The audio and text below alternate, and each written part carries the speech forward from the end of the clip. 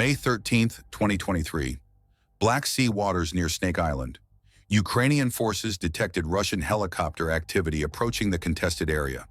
Within hours, 3 Ka-52 Alligator attack helicopters would be shot down in what became one of the deadliest single days for Russian Army aviation in the conflict. Video documentation from multiple sources captured at least 2 of the shootdowns. Wreckage floating in the sea, pilots ejecting. Ukraine's air defense had scored a devastating triple strike. This is what verified evidence tells us. The Ka-52 Alligator represents Russia's most advanced attack helicopter, designed specifically for anti-armor and close air support missions. Equipped with long-range anti-tank missiles, unguided rockets, and a 30mm cannon, these helicopters cost approximately $16 million each. Russian forces deployed them throughout the conflict, though losses had been mounting. According to Oryx open-source documentation, which tracks only visually confirmed losses, Russia had lost dozens of Ka-52s by May 2023. This single day would add significantly to that total. Ukrainian military sources announced the shootdowns through official channels.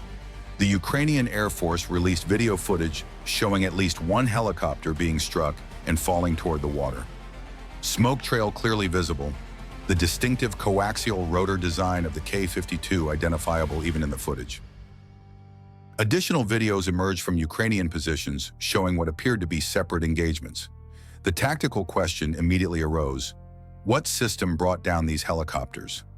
Ukrainian forces possessed multiple portable air defense systems, including Stinger missiles provided by Western partners, Soviet-era Eagle systems, and potentially naval-based air defense on platforms operating near Snake Island. The engagement range and circumstances suggested man-portable systems or possibly vehicle-mounted short-range air defense. Russian helicopters had been conducting operations around Snake Island since Ukraine reclaimed the strategic outpost.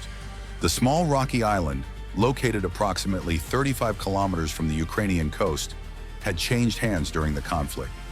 Russia initially captured it in the war's opening days. Ukraine later forced Russian withdrawal through sustained strikes. The island's strategic value lay in controlling surrounding sea and airspace. Russian forces apparently sought to contest Ukrainian presence or conduct reconnaissance. Which factor proved most critical in these shootdowns? Tactical surprise, inadequate Russian countermeasures, or superior Ukrainian air defense positioning? Analysis of available evidence suggests a combination of factors. First, helicopter operations near defended positions inherently carry risk. The Ka-52, despite defensive systems including infrared countermeasures and radar warning receivers, remains vulnerable to modern man-portable missiles. Second, the engagement occurred over water, limiting terrain masking opportunities helicopters typically exploit. Third, Ukrainian forces had prepared defensive positions on and around Snake Island, creating overlapping fields of fire. Video analysis by open-source specialists confirmed at least 2 separate incidents. Timestamps, sun angles, and sea conditions visible in footage allowed verification these were distinct events, not multiple videos of single shootdown. The geographic location was georeferenced using Snake Island's distinctive outline visible in some clips. Weather conditions appeared clear, providing good visibility for both attackers and defenders. The pilot ejection sequences visible in footage indicated that at least some crew members survived the initial shootdowns. Ka-52 helicopters feature ejection systems, unusual for helicopters. Explosive bolts blow off rotor blades before ejection seats fire, theoretically allowing crew survival. Whether pilots were recovered by Russian forces remains unconfirmed through open sources. The Black Sea's conditions that day would have complicated any rescue operations. Have you seen the verified footage of these engagements? Check the sources linked in description. The strategic context matters for understanding this incident. Snake Island operations represented ongoing contests for sea and air control in northwestern Black Sea. Ukraine sought to maintain presence, limiting Russian naval freedom of movement. Russia attempted to challenge that presence through air and missile strikes. Helicopter operations fit within this broader pattern. The loss of 3 Ka-52s in single day represented significant tactical setback. From Russia's perspective, Army aviation losses accumulated throughout the conflict created capability gaps. The Ka-52 fleet, numbering approximately 150 helicopters at conflict start, could not sustain such loss rates indefinitely. Each helicopter lost meant reduced close air support for ground forces, diminished anti-armor capability, and fewer platforms for reconnaissance. Replacement production rates could not match combat losses. Ukrainian forces celebrated the shootdowns publicly. Military social media accounts shared footage and confirmed the kills. The morale impact of such visible successes extends beyond immediate tactical gains. For Ukrainian air defense crews, confirmation of effective engagement reinforces training and doctrine. For Russian helicopter crews, awareness that missions near Snake Island carried extreme risk likely influenced subsequent operational planning. The technical capabilities of man-portable air defense systems deserve examination. Modern systems like the Stinger FIM-92 can engage targets at ranges exceeding 7 kilometers and altitudes up to 3,800 meters. The missiles use infrared homing, tracking heat signatures from engine exhaust. Countermeasures including flares can deceive some missiles, but not reliably against newest variants. The Ka-52's twin Klimov VK-2500 engines produce significant heat signature, making them detectable targets. Does this pattern indicate Russian helicopter vulnerability or Ukrainian air defense effectiveness? Both factors contribute to documented results. Russian Army aviation tactics throughout the conflict showed adaptation to air defense threats. Helicopters increasingly operated at standoff ranges, launching anti-tank missiles from positions beyond man-portable system range. Close approaches to defended areas became rarer. That 3 helicopters were shot down near Snake Island suggests either mission requirements forced closer approach, intelligence about Ukrainian defenses was inadequate, or tactical decision-making failed to properly assess risk. Comment your analysis. The geographical position of Snake Island created unique tactical dynamics. Located in open water with limited cover, the island offered Ukrainian defenders clear fields of observation. Approaching helicopters had few masking options. Russian pilots faced choice between low-altitude flight, making them vulnerable to short-range systems, and higher-altitude approaches, extending detection ranges. Neither option provided security against prepared defenses. Following this incident, documented Russian helicopter activity near Snake Island decreased significantly. Open-source monitoring of the area showed reduced aerial activity. This behavioral change suggested Russian forces acknowledged the threat environment and adjusted operations accordingly. Whether this represented tactical adaptation or strategic withdrawal from contesting the area remains subject to interpretation. The operational impact extended beyond immediate losses. 3 Ka-52 helicopters represented not just hardware, but trained crews.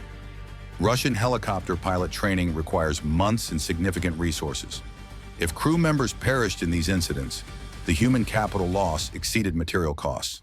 Even with successful ejections and rescues, pilots who experience shootdowns might face psychological impacts affecting future performance. Ukrainian air defense doctrine emphasized layered defenses with multiple system types providing overlapping coverage. Man-portable systems formed the innermost layer, engaging low-altitude threats. This approach created defensive depth difficult for attackers to penetrate without accepting significant risk. The Snake Island defenses apparently implemented this doctrine effectively. Which weapon system proves most effective against modern attack helicopters? Man-portable missiles, vehicle-mounted systems, or integrated air defense networks? The Ka-52 shootdowns demonstrate that even relatively simple man-portable systems can successfully engage sophisticated helicopters when properly employed. The key factors include positioning, training, and tactical circumstances rather than purely technological superiority. A well-positioned Stinger operator can defeat a $16 million attack helicopter. If you follow verified military analysis, type verified. The propaganda dimensions of this incident manifested predictably. Ukrainian sources publicized the victories extensively. Russian sources largely ignored the incident, with no official acknowledgement from Ministry of Defense. This asymmetry in information warfare became standard pattern. Successes are amplified, losses minimized or denied. Independent verification through video evidence and open-source tracking prevents either side from completely controlling narrative. The economic calculation matters. Three Ka-52 helicopters represented approximately $48 million in hardware losses, not counting weapons, crew training costs, or operational impacts. The missiles used to shoot them down, whether Stingers or similar systems, cost roughly $38,000 each. The cost-exchange ratio heavily favored the defender. This economic asymmetry characterized much of the air defense warfare throughout the conflict. The tactical lessons extend beyond this specific engagement. Helicopter operations near defended positions require extensive planning, threat assessment, and risk mitigation. Assumptions about defensive capabilities prove dangerous. Electronic warfare and countermeasures provide layers of protection, but no guarantee. Mission planning must account for worst-case scenarios. The Russian helicopter crews who approached Snake Island that day either underestimated defenses, had inadequate intelligence, or faced mission requirements accepting high risk.